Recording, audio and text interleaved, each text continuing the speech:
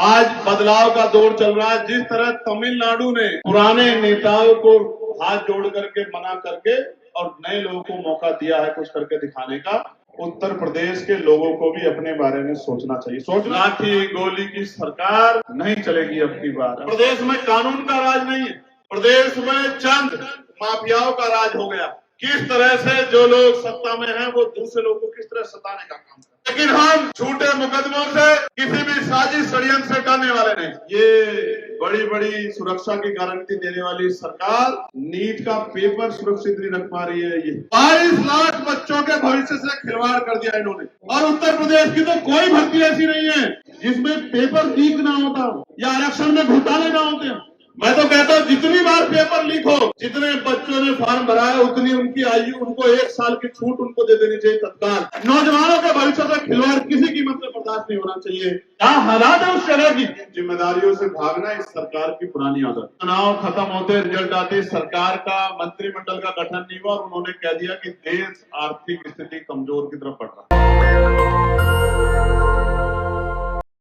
मैं अपने प्रधानमंत्री जी की तरह ये नहीं कहूंगा कि भाई तेल कम कर दो, ये कम कर दो, वो कम कर दो,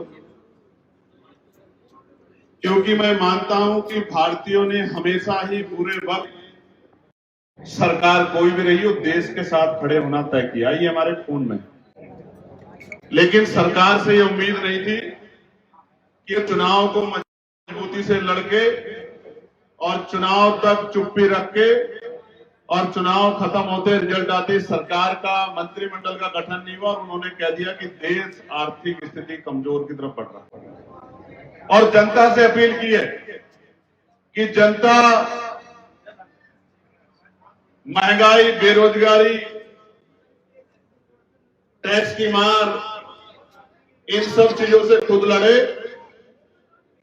और हमारी जो प्रदेश और केंद्र की सरकार है वो सिर्फ चुनाव के बाद समय आकर चुनाव लड़ेगी, बाकी जनता अपनी लड़ाई स्वयं लड़ेगी। मैं समझता हूं कि हालात अच्छे नहीं है, लेकिन देश के प्रधानमंत्री जी को जनता का हाथ नहीं छोड़ना चाहिए, महंगाई के सामने हाथ नहीं खड़े करने चाहिए। उनको चाहिए कि वो जनता से विश्वास भी मांगे और अपने द्वारा जो गलतियां हुई उन जिम्मेदारियों को भी उठाएं। लेकिन जिम्मेदारियों से भागना इस सरकार की पुरानी आदत है। इस सरकार ने सिर्फ भागना सीखा और जनता के भरोसे जो है छोड़ना सीखा।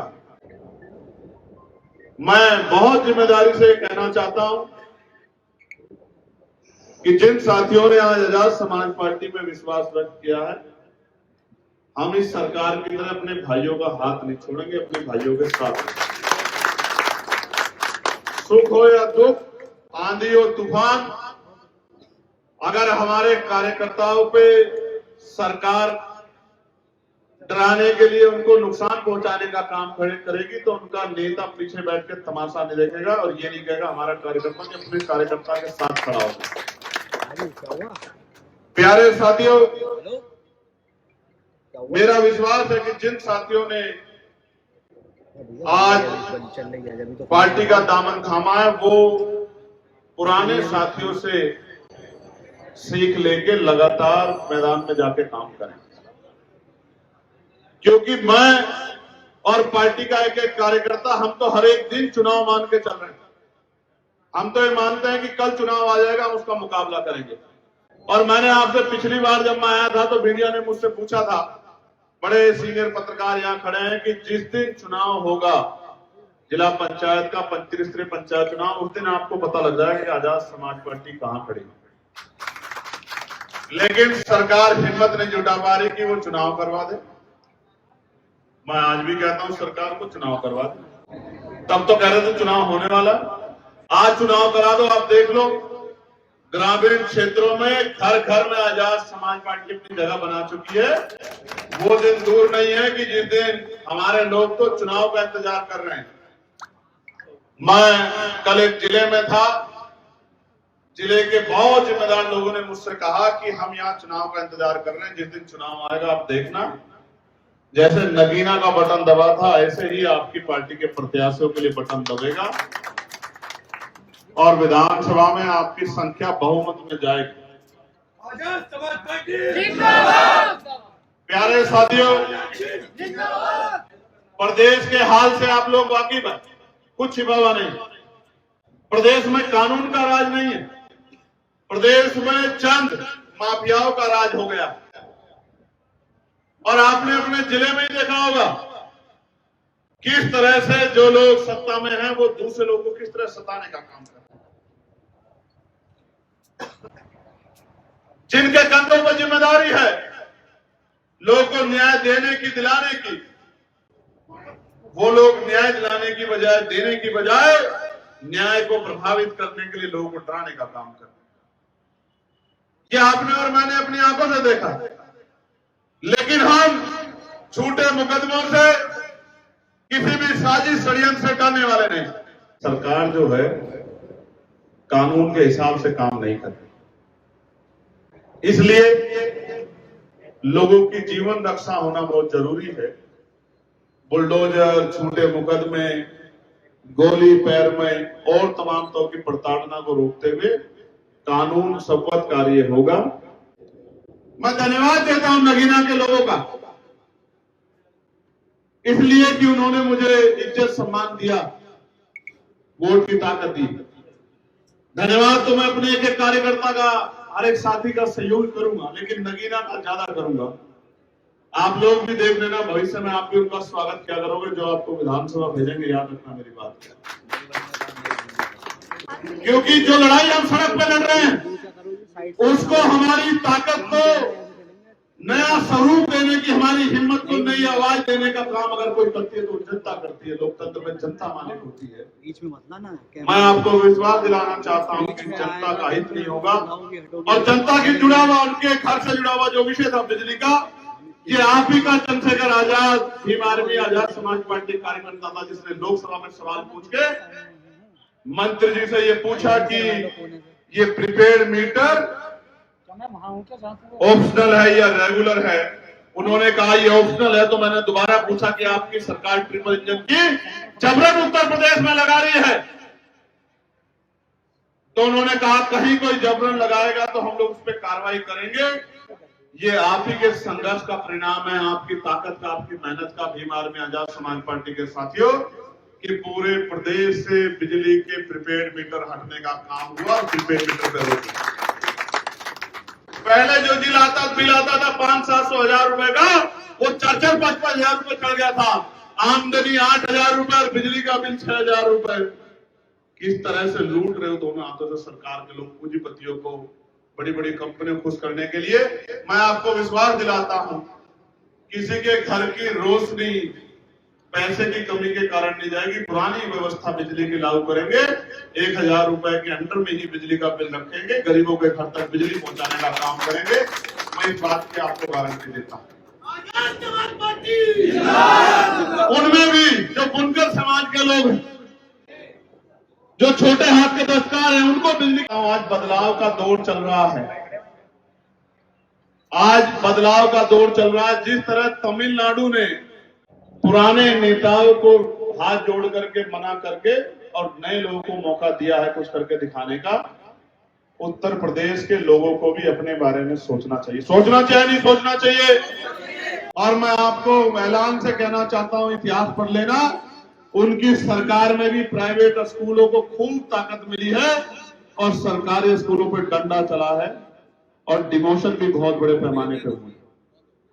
इसलिए मैं आपको कहना चाहता हूं, अगर आप लोग संघर्ष करने का मन बना लो, मेहनत करो।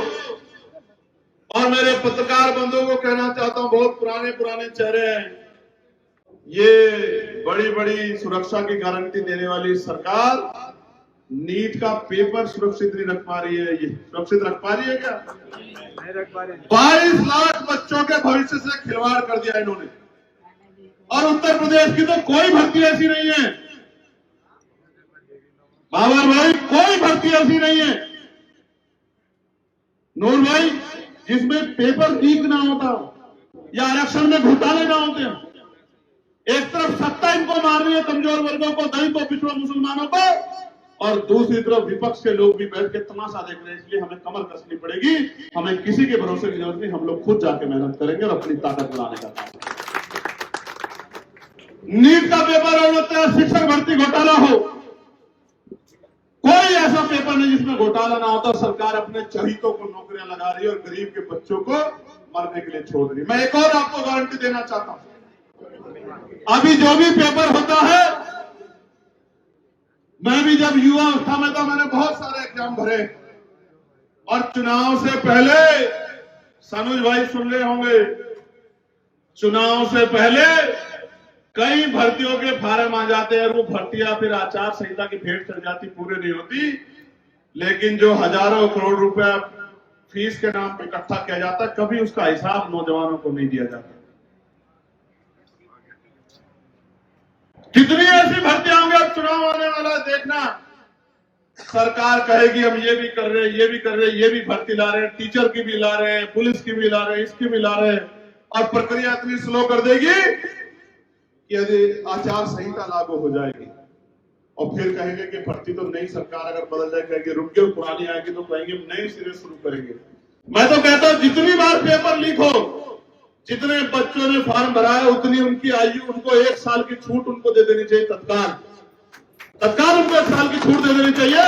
नौजवानों के भविष्य से खिलवाड़ किसी कीमत में बर्दाश्त नहीं होना चाहिए। और जो पेपर होते हैं, मैं आपको आज कह रहा हूं नौजवानों सुन लो, जो पेपर होगा उसमें परीक्षा के लिए कोई फीस नहीं होगी, एक बात, और सेंटर भी कई सौ किलोमीटर दूर नहीं लगेंगे, जिला से एक जिला छोड़ के दूसरा जिला छोड़ के लगेंगे कि सुबह आप 1 घंटे में अपने पेपर स्थल तक पहुंच जाओगे, रात को जाके आपको स्टेशन पे, बस स्टैंड पे या कहीं ऐसी जगह रात की गुजारनी पड़ेगी कि जहां आपको तकलीफ हो। मैं आपको विश्वास दिलाता हूं, मैं तो नौजवान हूं आपके बीच का, हम पे तो संगठन है तौफीक भाई, हम पे तो कैडर है बदर, जिन्होंने वहां जनता ने जिनको आशीर्वाद दिया उनपे तो संगठन भी नहीं था, संगठन भी नहीं था। हम तो पूरा प्रदेश घूम के आए, अभी 18 मंडलों में प्रभुजन सम्मेलन किए, 8 बड़ी रैलियां की, मुस्लिम समस्या और संवाद के नाम से कार्यक्रम करके मैनिफेस्टो ड्राफ्ट बनाया, पिछड़ा वर्ग अधिकार सम्मेलन करके पिछड़े वर्ग के भाइयों के लिए पार्लियामेंट में भी हिस्सेदारी की आवाज उठाई कि पॉलिटिकल रिजर्वेशन ओबीसी समाज को मिलना चाहिए विधानसभा लोकसभा में, जिसको उठाने की हिम्मत पिछड़े वर्ग के नेता भी नहीं कर पाए क्योंकि उनके अंदर नियत नहीं है। और अति पिछड़े समाज को 15% अतिरिक्त आरक्षण मिलना चाहिए, इसकी आवाज भी उठाई। तो हम तो निरंतर संघर्ष कर रहे हैं, कोशिश कर रहे हैं सामाजिक न्याय लागू हो, लेकिन मैं कहता हूं सरकारों में लागू नहीं हो सकता। चंद्रा जी, अगर हम लोग मेहनत करके, गुरुचंद भाई साहब सब लोग, हम लोग मेहनत करके अगर हम लोग ताकत बना ले, संजय भाई, पाल साहब, तो वो दिन दूर नहीं है नौशाद बाबू की हमारी बात को भी बल मिल जाएगा उत्तर प्रदेश के अंदर। और जो नगीना में हुआ है वो मेरठ में भी हो जाए, ये कोई बहुत सोचने की बात नहीं। चाहे वो हस्तिनापुर हो, चाहे सरदना, चाहे किथौर, चाहे सिवाल खान, चाहे मेरठ दक्षिण, चाहे मेरठ शहर और चाहे मेरठ कैंट, अगर हिम्मत जुटा लो तो कुछ भी नामुमकिन नहीं है मेरे साथी। एक मौका आजाद समाज पार्टी को मिलने दो, फिर आप देखना किस तरह के बदलाव उत्तर प्रदेश में होंगे। और मैं फिर कहता हूं, परिवार की राजनीति हो या कोई और राजनीति, सबकी कोई जगह नहीं बचेगी उत्तर प्रदेश में। संघर्षशील लोगों को मौका मिलने लग जाएगा, मेरी बात को आगे। झूठ, फरेब, धोखा, अन्याय, अत्याचार, ये सब राजनीति से अलग हो जाएंगे। लूट खसोट, ईमानदारी की राजनीति और संघर्ष की राजनीति को अवसर मिलने का काम होगा। ये काम आजाद समाज पार्टी करेगी। इस बार हमने तय किया है कि हम लोग नए संघर्षशील लोगों को आगे बढ़ाने का काम करेंगे, अपने जैसे लोगों को, चाहे वो उम्र में हमसे 4-6 साल छोटे हों या 4-6 साल बड़े हों। उन ऐसे लोगों को जिनको मौका नहीं मिला लेकिन संघर्ष उन्होंने खूब किया है, उनको हम लोग आगे बढ़ने के अवसर देंगे। इस बात का अनस मैं सबको विश्वास दिला। लेकिन मैं आपसे भी अपेक्षा करता हूं कि आप लोग जो है तमाम हमारे साथी, मोनू भाई, सब लोग फाइन भाई सब लोग मेहनत करें, मिलकर लगे रहे सब लोग जो है, कोई कस्बा हो, कोई अजीत भाई, कोई शहर हो, कोई जो है नगर हो, कोई विधानसभा हो, कोई गली हो, बस कुछ मत करो। जो बात मैं कह रहा हूं, हमने इतना संघर्ष किया है, किसान भाइयों के साथ खड़े रहे, पहलवान बेटियों के सम्मान की लड़ाई लड़ते रहे, नौजवानों के हर अन्याय में उनके साथ खड़े, जितना अन्याय उनकी भर्तियों में, मुस्लिम भाइयों के साथ जेल तक गए, लाठियां तक खाई, उनको कभी अकेला नहीं रहने दिया। और कोई कमजोर वर्ग ऐसा नहीं दलित पिछड़े समाज का। मैं यही आया था, पाल समाज के पाल हमारे संजीव पाल साहब खड़े, जब एक बच्चे को मार दिया था, कोई आना नहीं चाहता था रिठानी में आकाश पाल को। मेरे बाद यहाँ के विधायक सांसद भागे नहीं भागे, कोई जाना नहीं चाहता था। मैं वहां गया कौशाम्बी में, पाल समाज की बच्ची को, हमारी बहन को जब अन्याय उसके साथ कर दिया, फोर्स लगा के और लाठीचार्ज करके हमारी हिम्मत को तोड़ना चाहते हैं। इन हिम्मत इनसे नहीं डरने वाले हम लोग, इस जुर्म से नहीं डरने वाले हम लोग। मैं बताना चाहता हूं, लाठी गोली की सरकार नहीं चलेगी अब की बार। अब बार जनता की सरकार बनेगी। मैं जनता से भी कहना चाहता हूं, मेरठ के माध्यम से, अपने बारे में सोचो, अपने बच्चों के बारे में सोचो, अपने क्षेत्र के बारे में सोचो। और एक कहावत है, अजमाए हुए को अजमाओगे तो वही मिलेगा जो मिलता आया है। तो अब तक आपको वही जो मिलता है उससे अगर आप खुश हैं तो फिर आपको परिवर्तन की जरूरत नहीं होनी चाहिए। और अगर आप अपने बच्चों के लिए अच्छी शिक्षा, अच्छी चिकित्सा, रोजगार की व्यवस्था, कानून व्यवस्था अच्छी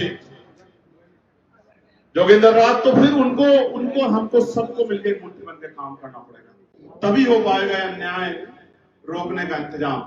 जब हम लोग मेहनत करेंगे, हम लोग संघर्ष करेंगे, घर घर जाके अपनी बात को पहुंचाएंगे, और जो हमारी नौजवान लीडरशिप है, चंद्रशेखर हो या और तमाम हमारे साथी, ये सब लोग जब कमर कस लेंगे, मैदान में आ जाएंगे, तो वो दिन दूर नहीं है कि मंजिल आपसे दूर हो जाए। कहते हैं ना, तमन्ना अगर सच्ची हो तो रास्ते हजार होते हैं, तमन्ना अगर झूठी तो बहाने हजार होते हैं। हम सच्ची तमन्ना लेके इस काम को कर रहे हैं। और मैं पुनः जिन साथियों ने आज अपनी आस्था विश्वास आजाद समाज पार्टी व्यक्त किया है, मैं पुराने साथियों से कहूंगा, हर साथी को अपने साथ लेके चलना, उसका हाथ अपने हाथ में लेके चलना। हम लोग प्रेम भाईचारे की राजनीति करेंगे और जनता के लिए राजनीति करेंगे। अब तक तो जनता राजनीति की शिकार हुई है, उन्हीं का वोट लेते हैं और चुनाव से 2 महीने पहले तक अजय भाई उनके आगे हाथ जोड़ते हैं, उनके पैर छूते हैं, कहते हैं माँ मेरे सर पे हाथ रख दो, दादी मेरे सर पे हाथ रख दो, चाचा ताया ताई मेरे सर पे हाथ रख दो। और जब चुनाव बीत जाता है और जब बन जाते हैं विधायक, सांसद, मंत्री, तो उन बस्तियों की तरफ पलट के भी नहीं देखते। कब तक आप इसके शिकार होते रहे। मैं गया था मेरठ में, जहां बच्चे डूबे थे मेरी सभा के बाद, क्या हालात है उस शहर की। वो मेरठ शहर है, दिव्य मेरठ का ऐसा बनाया जैसे जानवर रहते। क्यों नहीं दिखा सरकारों को? वो इसलिए नहीं दिखा क्योंकि वहां जो लोग रहते हैं वो सरकार के एजेंडे में नहीं, इसलिए नहीं दिखा क्योंकि वहां मुस्लिम समाज के लोग रहते हैं। मैं जानता हूं मैं कैसे अपने दर्द को चीख चीख के बताऊं कि किस तरह की बुरी हालात में हमारे लोग यहाँ हैं। लेकिन मैं कहता हूं, हर रात के बाद सवेरा होता है, इस बार भी सवेरा होगा। रोशनी आपके घरों तक पहुंचेगी, आपको ताकत मिलेगी, आपको हिम्मत मिलेगी। और उन लोगों को जिनको मौका नहीं मिला प्रदेश में, जिन जातियों को, जैसे हमारा जोगी समाज भी, इनकी भी एक बड़ी टीम ने आज जो है आजाद समाज पार्टी ज्वाइन। जिन जातियों को मौका नहीं मिला प्रदेश भर में, उन जातियों को भी हम लोग प्रदेश भर में मौका देंगे। अति पिछड़े मुस्लिम समाज के सब लोगों को, सबको साथ लेकर चलने का काम करेंगे। और जो बच जाएंगे उनसे कहेंगे कि वो विश्वास आजाद समाज पार्टी को मौका दे, जिससे कि अगली बार उन लोगों को भी आगे बढ़ने का मौका हो। आपने मुझे सुना, इतनी गर्मी में आप डटे बैठे रहे, मैं आपकी हिम्मत की सराहना करता हूं। लेकिन मैं मानता हूं कि जब आप यहां से जाएंगे तो ये बात अपने साथ लेके जाएंगे कि भले ही मीडिया सारी बात ना दिखाए सागर, हमें हर एक बात का प्रचार अपने आप से करना है। मीडिया जितना मदद कर देगी बहुत, लेकिन जो काम मीडिया नहीं कर पाएगी वो हमें अपने संघर्ष से करना है। जरा देखिए, जो काम मीडिया नहीं कर पाएगी जो काम अखबार नहीं कर पाएंगे, जो काम विरोधी आपको नुकसान पहुंचाने के लिए करेंगे, आपकी बात को कमजोर करने के लिए करेंगे, आपको सच्ची बात को लेकर जनता के बीच में जाना है। बताओ जाओगे नहीं जाओगे? बताओ इस सरकार से मुक्ति चाहते हो नहीं चाहते हो? बताओ, दोनों हाल उठाओ, बताओ चाहते हो नहीं चाहते हो? तो अगर चाहते हो तो सुन लो, फिर चाहते हो तो सुन लो। फिर ये जो सरकार है सनोज बाबू, ये तो उनकी भी नहीं हुई जिन्होंने वोट देके सरकार को बनाया था। सेंट्रल मार्केट के लोगों के साथ क्या किया आपको याद है नहीं याद है? किस तरह से वहां बहनें बैठ के आंदोलन कर रही थी, आपको याद है नहीं याद है? और ये हमारे कार्यालयों में भेज रहे हैं बहनों को गुमराह करके, ये कहने के लिए कि भाई वुमेन रिजर्वेशन बिल क्यों नहीं पास होने दिया। मैं कहना चाहता हूं मेरठ की धरती से, वुमेन रिजर्वेशन बिल तो 2023 में पास हो चुका है पूर्ण बहुमत से। ये सरकार उसको लागू नहीं कर रही। हम तो वो व्यक्ति अकेले पूरी लोकसभा में जिसने कहा था कि 50% आबादी को, आधी आबादी को 50% आरक्षण मिलना चाहिए, और उसमें पिछड़ी और अति पिछड़ी और मुस्लिम समाज की बहनों को, दलित समाज की बहनों को, आदिवासी समाज की बहनों को भी मौका मिलना चाहिए। हम तो वो व्यक्ति, लेकिन ये महिलाओं को गुमराह करके हमारी बहनों को भेज रहे हैं। मेरे पास काम ज्यादा ना होता, मैं जाता उनको चाय भी पिलाता, पानी पिलाता, कोल्ड ड्रिंक भी पिलाता, मिठाई भी खिलाता, उनको गर्मी में भी नहीं बैठने देता, और उनको सच भी बताता कि किस तरह से उनकी रसोई को, उनके चूल्हे को नुकसान पहुंचाने का काम इस सरकार की नीतियों ने किया। 900 कुछ रुपए, लगभग 1000 रुपए कमर्शियल सिलेंडर में बढ़ा दिए, और कहते हैं हम महंगाई कंट्रोल करेंगे। टोल पे पैसे बढ़ा दिए, और अभी कह रहे हैं कोरोना जैसे हालात बन जाएंगे। और मैं आपको बताना चाहता हूं, जिस दिन आदरणीय प्रधानमंत्री जी ये बात कह रहे थे, उसके बाद शपथ ग्रहण समारोह में सारे मंत्री जी अपने अपने प्राइवेट जेट से जा रहे थे। जनता रोटी भी ना खाए, तेल भी त्यागे, सोना भी ना खरीदे, पानी भी ना पिए, घूमने बाहर भी ना जाए, कुछ ना करे जनता, और सरकार के मंत्री सब कुछ करेंगे। जितने में एक शहर का एक दिन का खर्च बैठता, उतने में मंत्री जी का जहाज जा रहा है, क्योंकि सारे प्रदेशों के मुख्यमंत्री को बुला के शपथ ग्रहण कराना। आप समझो क्या कहते हैं और क्या करते हैं, आप महसूस करके देखो। काश इनमें जरा सी सच्चाई होती तो जनता इनसे त्रस्त नहीं होती। आपने मुझे सुना, मैं आपका आभार प्रकट करता हूं। नेशनल दस्तक की आपसे गुजारिश है कि अगर इसको बचाना चाहते हैं तो नेशनल दस्तक को सब्सक्राइब करने के लिए रेड कलर के सब्सक्राइब बटन को दबाएं, फिर बेल आइकन की घंटी दबाएं। नेशनल दस्तक को बचाने के लिए बहुत जरूरी है कि हर खबर को शेयर करें, लाइक करें, कमेंट जरूर करें।